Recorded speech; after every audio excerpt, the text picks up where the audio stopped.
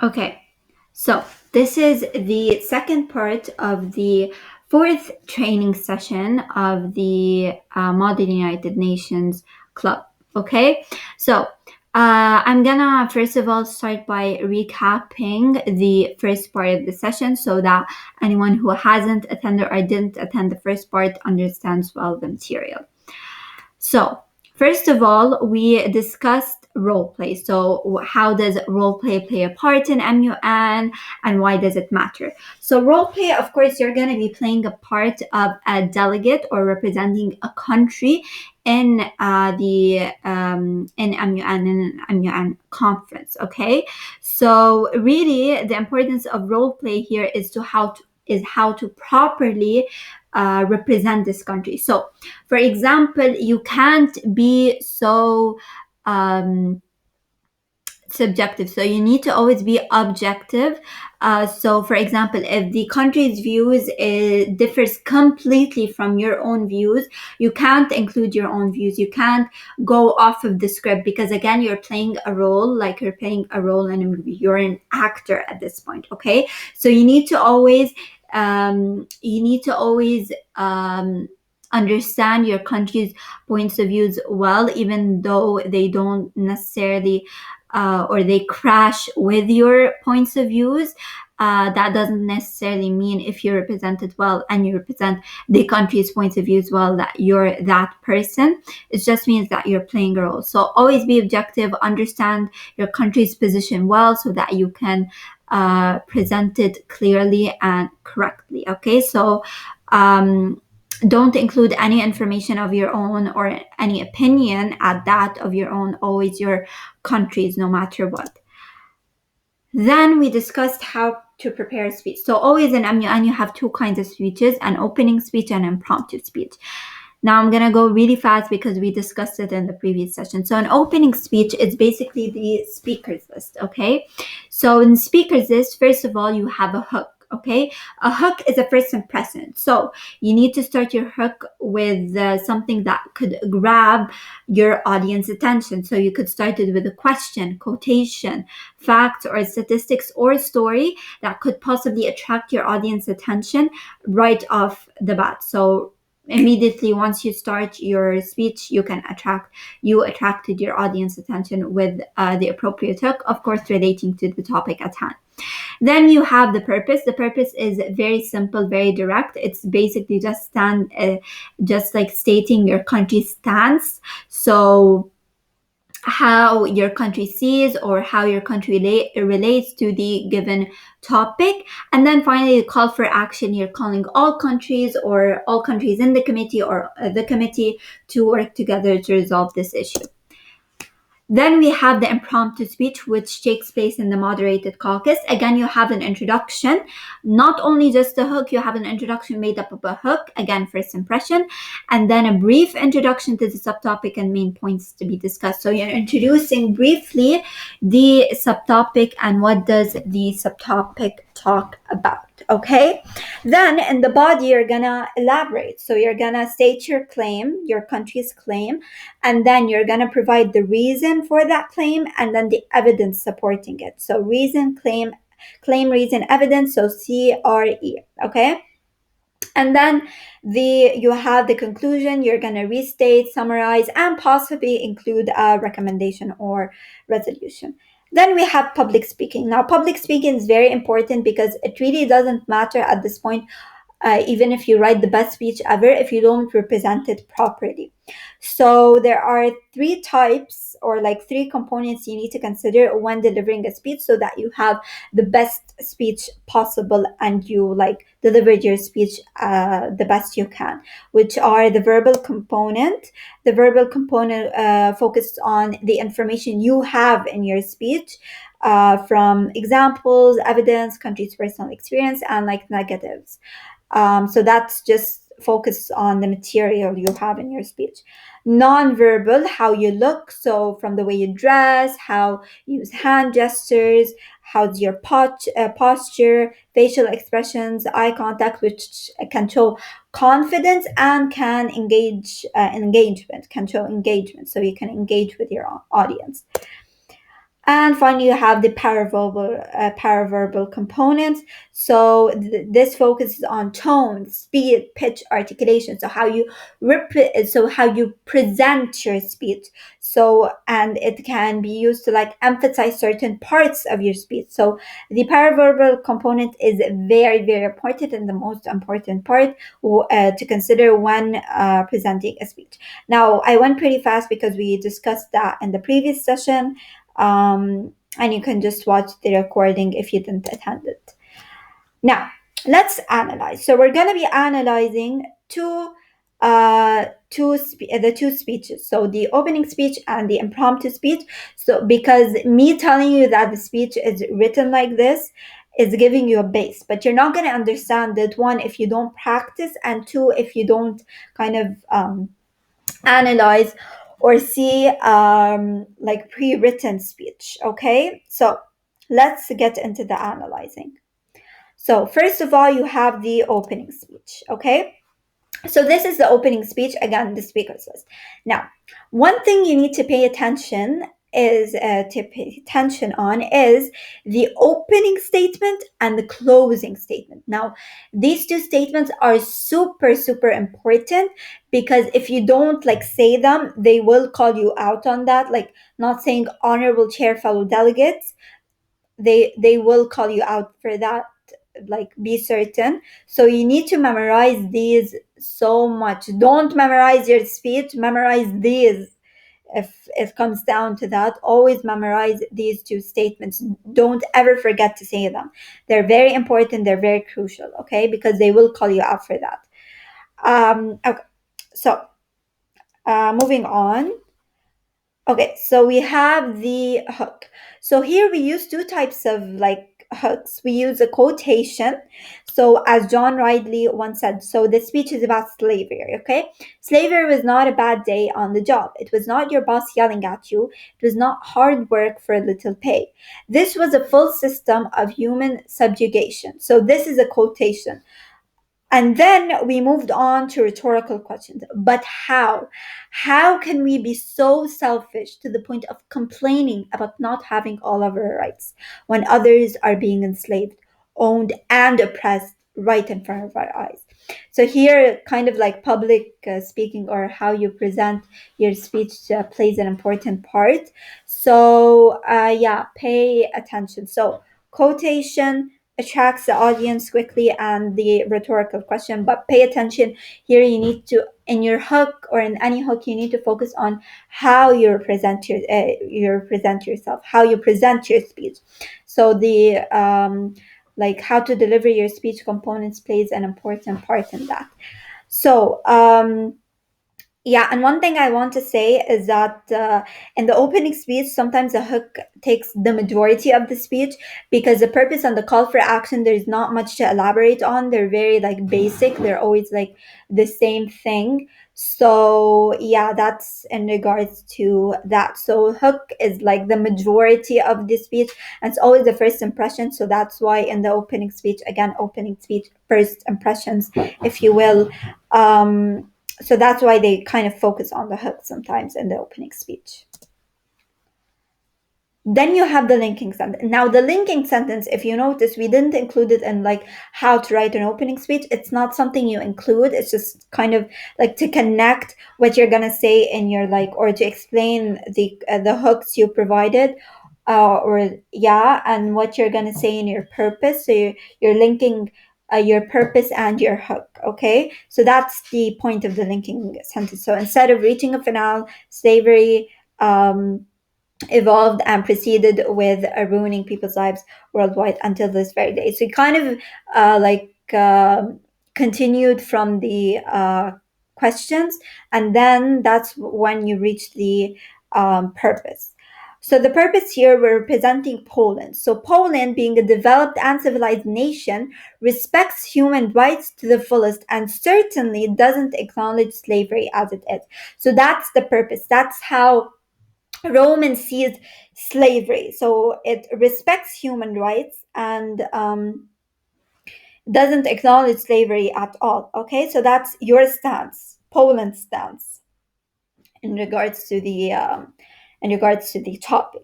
So that's like how short a purpose is, because it's very straightforward, very basic. Again, same thing goes for the call of action. It's very straightforward, very basic. Thus, it calls upon the Third General Assembly, which is a committee, to tackle this matter as soon as possible. Okay, that's the call for action. The call for action and the purpose are very simple. They're very straightforward. Nothing to elaborate. The only thing you need to focus on, for me personally, in the opening speech, is the hook. Okay, so that's the opening speech. Now here you have another opening speech. So here we're in the WHO committee, global health, and we're representing New Zealand. So again, honorable chair, fellow delegates, thank you. The opening statement and closing statement. Memorize these, so you need to know them as much as you know your own name. Then we have the hook. So here the hook again is very big, taking most of the majority of the speech. It's facts and statistics. So he started off by saying that global health has been a topic of conversation since the beginning of time. We're one of the first recorded pandemics that heavily affected countries like Ethiopia, Egypt, and Libya, killing 2/3 of citizens, took place in 430 BC. So that's a fact. Okay, and there's some statistics with the 2/3 of citizens. And global health is even more prominent now with the widespread of COVID-19. Again, a fact. So here they kind of took facts and statistics and tried to relate it, especially to now, because when we're talking about global health now in a speech, usually UN committees talk about the future, like future possibilities. So that's why we kind of included like global health is even more prominent now, because we're talking about now. Okay, so and we know that COVID-19 has taken a big part or a big role in global health. Moving on to the purpose, or the stance. So the purpose, for example, New Zealand has taken upon itself to take preventative measures to control the widespread of any pandemic within its borders that have been proven to be successful in the past and remain so today. So here, for example, they didn't state the stance, they stated what it has done. But this kind of shows the stance, this kind of shows the purpose, that you're ready to take whatever like necessary precautions like you've done with your own country to kind of minimize this global pandemic, if you will. So kind of that's the purpose of your speech. If we go back to, I'm going to go back to the other speech. Yeah, so Poland being a developed and civilized. So the purpose is that you respect human rights and that you will do anything so that human rights are like achieved, are to the right level, and slavery is no more acknowledged. So that's kind of the purpose. You're kind of stating what your country's done or what your country believes for the purpose that you're gonna do according to such, you know.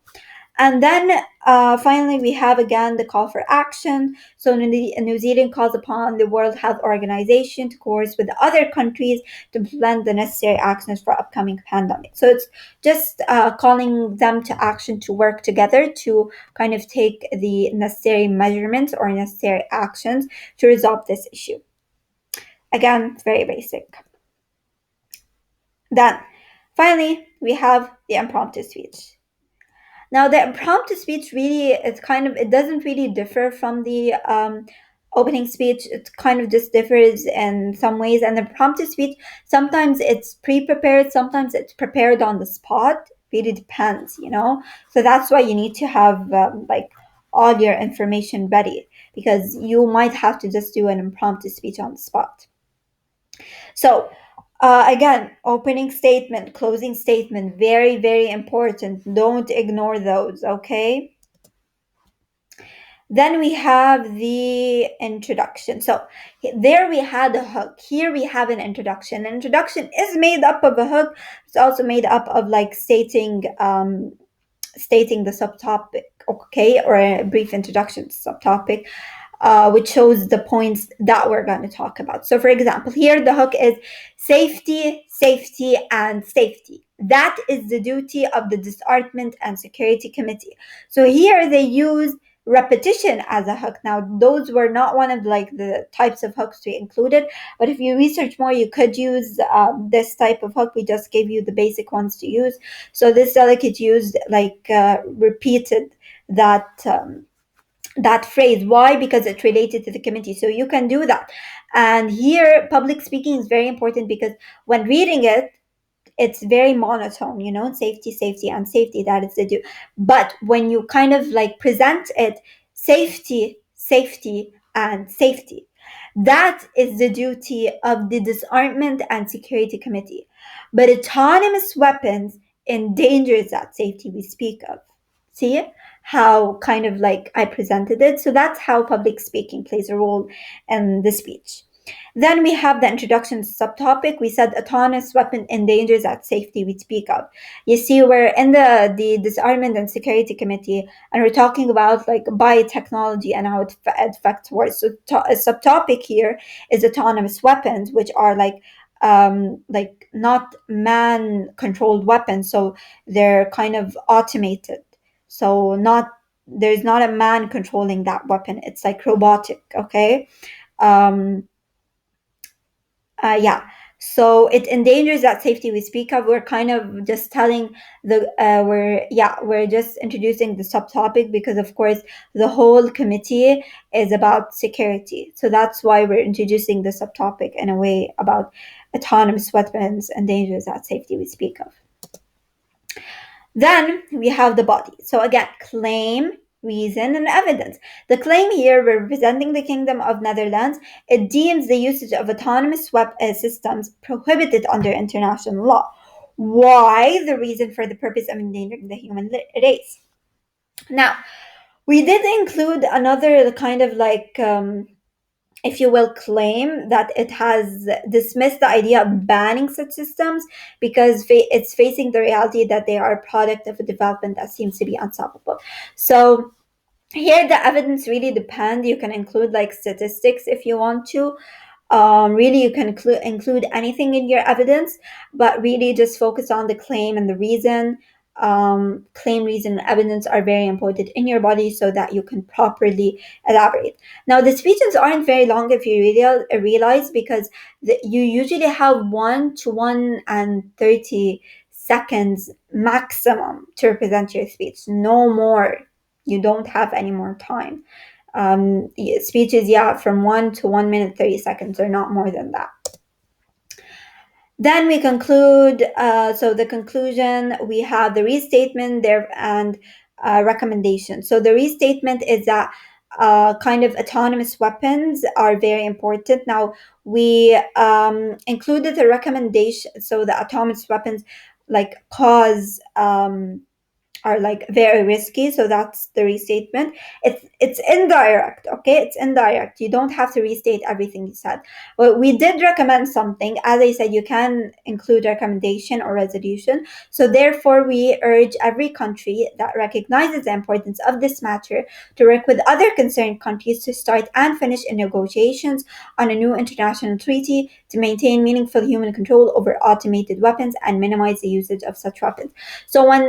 So basically, you kind of restated your purpose is that you don't want to prohibit them, but you want to you don't want to ban them, I'm sorry, but you want kind of like to minimize or prohibit them. So you restated it, and you also included a recommendation is to work with countries that have the same kind of views as you in this topic, okay? To start negotiations and to on an international treaty, not just in your country, international treaty to maintain human control over those weapons. So that's the conclusion. Now, again, as I said, me just like letting you guys see how it's written is a base, okay? How to write it, it's a base. But you guys not practicing it really doesn't get us far. So that's why we included a practice exercise for you. So we're gonna explain the background guide a little. So the topic B, for example, it's the developments in information technology and science in the context of international security. So how does technology affect international security? Like we saw in the speech, technology, for example, biotech weapons. So weapons, technological weapons, advanced technological weapons. How can they affect the international security? Then you have the subtopic. So the subtopic is basically how those weapons cause a gap between developing and developed countries, so the industrialized countries like the United States. Now, you have two options between choosing country one, which is the United States. So write the speech like you're representing that the United States of America. And or you can choose country two, which is a developing country, which is Afghanistan. You can represent Afghanistan, but you can't represent both countries in like the speeches unless you want to do like four speeches, because you need to do a speakers list and a subtopic representing one country. If you want to represent both, you need to do four speeches. Two speeches representing one country and two other speeches representing another country. Yeah, I'm gonna explain the background guide just a minute.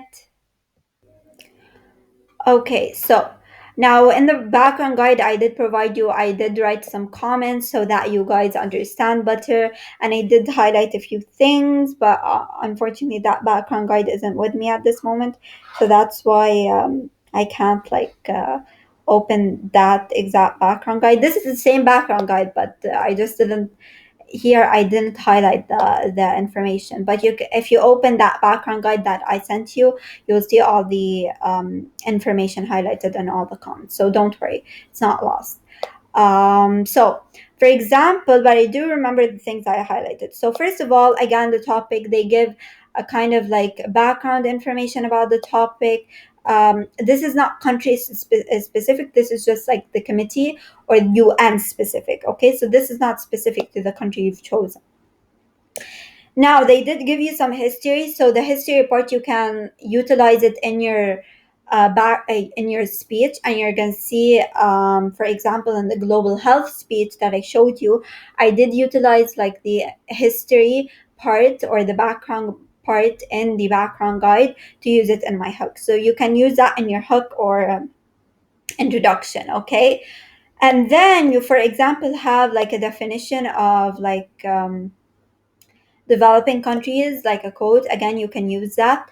Again, a background guide is kind of like a base or a guide on how to start researching, but there's not many information, so background guide doesn't include that much all information as any other background guide. Okay, then okay, so for example, you also have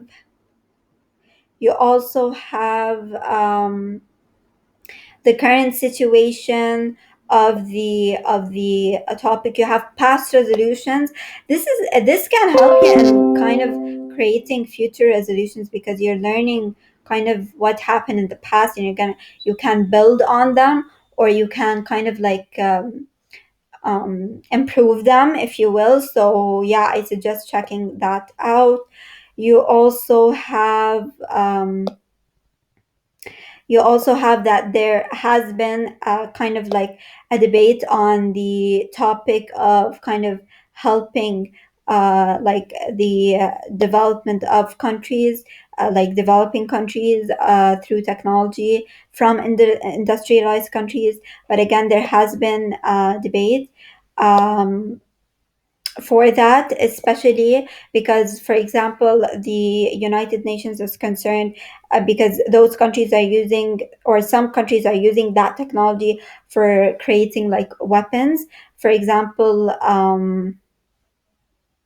yeah, misuse of scientific information, the recent speculation over Iran's nuclear program has magnified the problem. So there is a problem, and there is a debate between industrialized and developing countries, because they're worried about that. And don't forget that the developing countries, like for example the United States, they really do care about this. Not every country cares about itself, really. So United States, yes, they want to help other countries, but at the same time, helping other countries can jeopardize their own country's power at that point, and their own countries like position and capability to grow even further, or even though it's already like grown as it is. So that's just something to keep in mind. So again, the debate over whether shared information technology should be scaled back, enforced more heavily, will only be compounded by the current provide threats to international security.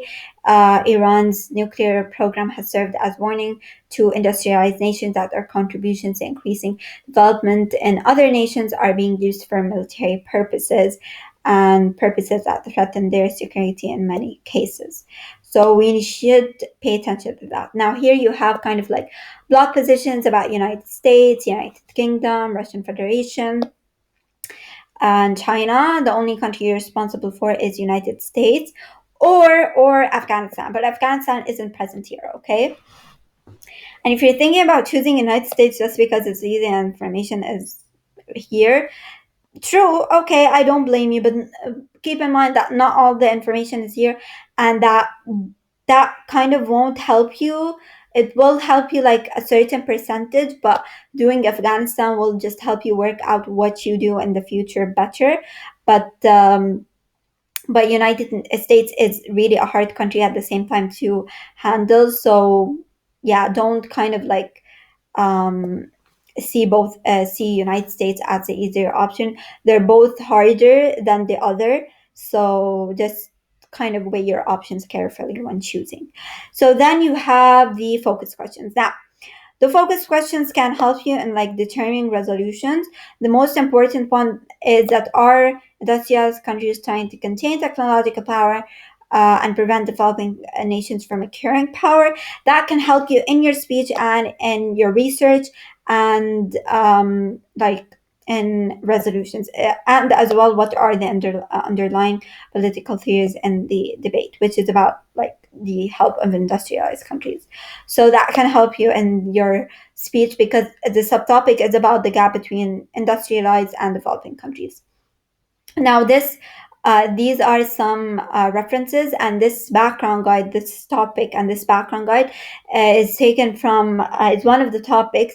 Think from the background guide sample template from UMMUN. So this is not ours whatsoever. This is from UMMUN. It was one of the topics at that. So I suggest if you want, you can check their site for other topics relating to this topic because they're all really very similar. And yeah, so now if we're gonna continue, so we moved on from the background guide, and I'm gonna give you a sample. This is a speech that I personally wrote relating to the committee I was in when I was in MUN, and it's very similar to the topic you have, and it's actually a subtopic, the gap between developed and undeveloped countries. So, for example, here I started with a kind of a quote, and it relates to the like topic heavily because it was said by the Dutch minister, and I was representing Netherlands. So Dutch minister and Netherlands go hand in hand, obviously. Here, I kind of started with kind of a contrast, if you will. Again, not like the basic kind of the basic hook. I started with a contrast, and you guys can read through these. To know how to write your speech, okay? And that's basically it. So basically, if you try and yeah, if you try and write, just take your time. You have kind of like more than a week. Now, I so the session or like the assignment will be posted at 5:30. Um, yeah, the assignment will be posted at 5:30, and you have to like Thursday. So you have a whole week and you can rewatch the recording. That will help you even more. Now, we preferred yeah, so you can send it to us kind of like a Word document, And if you want, just try making the font like Times New Roman 12. It's more proper that way. But really, it's okay if you send it to us. But we recommend you do it because it really would help you. It's not graded whatsoever. It's not obligatory, but it will help you in the future. It has so many benefits if you just practice, okay? At the end, this is practice, okay? So this will help you in future conferences and just identifying the rights from the wrongs in your speech, okay? Because we are going to give you feedback.